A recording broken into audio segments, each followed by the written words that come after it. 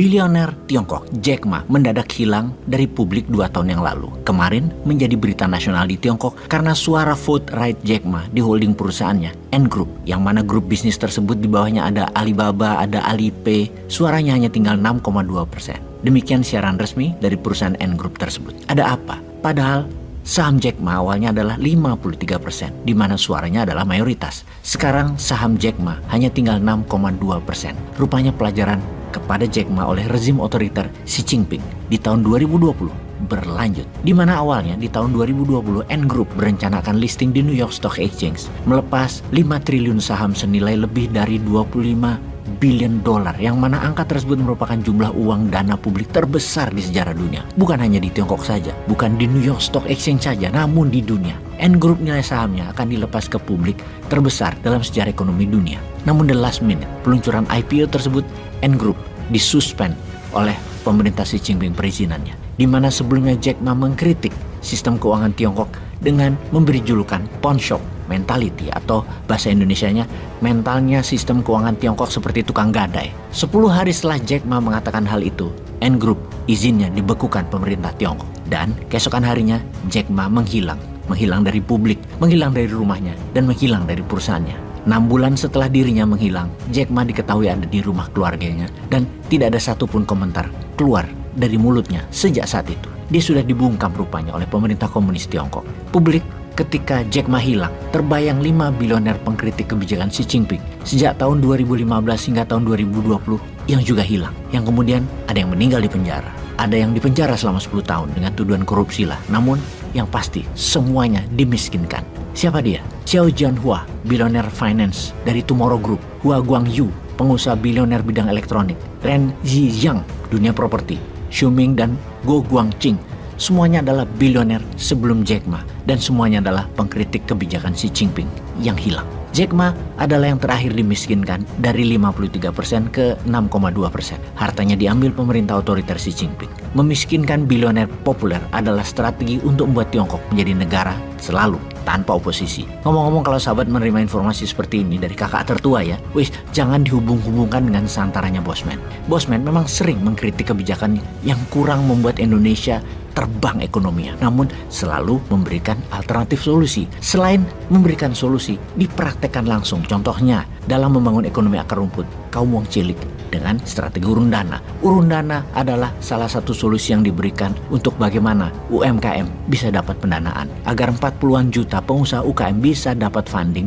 bagi hasil, bukan pinjam kredit dengan bunga rentenir yang menjadikan sistem ekonomi Wakanda jadi cocok dengan sebutannya yang Jack Ma katakan tadi, pawn shop mentality.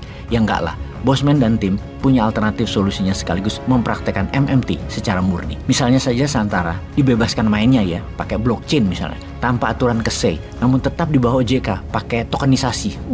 Take off itu ekonomi rakyat. Tapi jangan-jangan hal ini bisa-bisa membuat Bosman jadi tambah tajir, juga membuat 100.000 UKM dibiayai, lalu ada 5 juta investor yang happy. Walau mungkin ada 2-3% penerbit nanti akan bermasalah, masih lebih bagus lah daripada bursa IDX presentasinya di mana lebih dari 15% tidak perform. Maka bisa dibayangkan ada 100.000 UKM yang membuat 2 juta lapangan kerja baru, juga membuat rakyat jadi pintar bisnis dan investasi yang jangka menengahnya akan membahayakan posisi politik pejabat berkuasa. Kali ini ya, makanya jangan dituruti aturan model bisnis kekinian fintech pakai blockchain dengan model tokenisasi stok maunya Bosman ini. Jangan. Ini maaf loh ya, ini bukan penggiringan opini. Hanya saja otak liar Bosman jadi kesana agar jangan rakyat Wakanda ini jadi pada sugih mungkin ya. Sungguh, informasi tentang Jack Ma ini bukan nyama-nyamain, bukan banding-banding ke. Ya mesti kalah ya. Wong Bosman iki bodoh, sudah itu ndak punya bolo lagi, malah banyak haternya. Bolo cuman para sahabat yang percaya bahwa MMT bisa jadi solusi membuat rakyat makmur.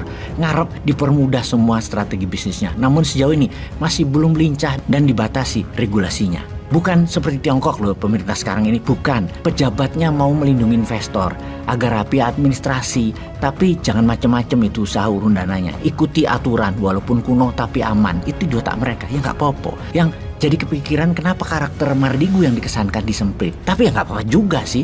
Kalau secara pribadi Bosman masih asik aja, namun kok kesannya OJK juga pansos gitu loh. Bukan administrasi Santara yang difokuskan, tapi Bosman-nya. Tapi oke lah, kita balik ke topik. Tenang, kita tetap nurut maunya pemerintah.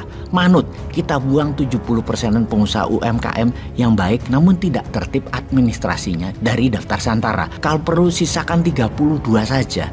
Lalu bagaimana solusi membantu UKM? Yang pasti tidak akan jalan dengan baik urun dananya kalau setelah investasi di urun dana tadi tidak ada bursa sekunderinya. Ada sih, namun dibatasi jendelanya. Hanya ada 2 minggu setiap 6 bulan yang membuat banyak uang investor tidak berputar cepat. Kenapa ya tidak diizinkan SCF urun dana secondary marketnya transaksi harian? Kenapa ya? Uang di SCF milik investor ada 2 cara dapat uang. Pertama dari dividen dan kedua dari capital gain di bursa secondary seperti layaknya IDX. SCF urun dana administrasinya ikut model IDX namun exit plan-nya nggak ada secondary market. Ya investor teriak menyalahkan penyelenggara SCF, menyalahkan Santara. Ya wis lah, jadinya emang begitu. Lama-lama ya kita sebagai pengusaha SCF bunyi juga. Ini semua karena sistem dan model bisnis belum dipahami pejabat otoritas. Namun ada baiknya ke depan semua buka hati, lapang hati dan semua menomorsatukan rakyat, menomorsatukan UKM, menomorsatukan investor dan memudahkan administrasi semuanya. Itu yang penting. Semua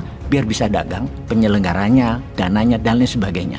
Mudah, murah dan cepat daripada diambil asing atau diambil rentenir, atau jangan sampai kita main dari luar negeri jadi global company ke depannya. Sempat kepikiran juga seperti hal itu, yaitu bagaimana sesama orang buangan apa Bosman gabung sama Jack Ma aja kali ya. Main dari negara netral demi membantu rakyat akar rumput, demi NKRI.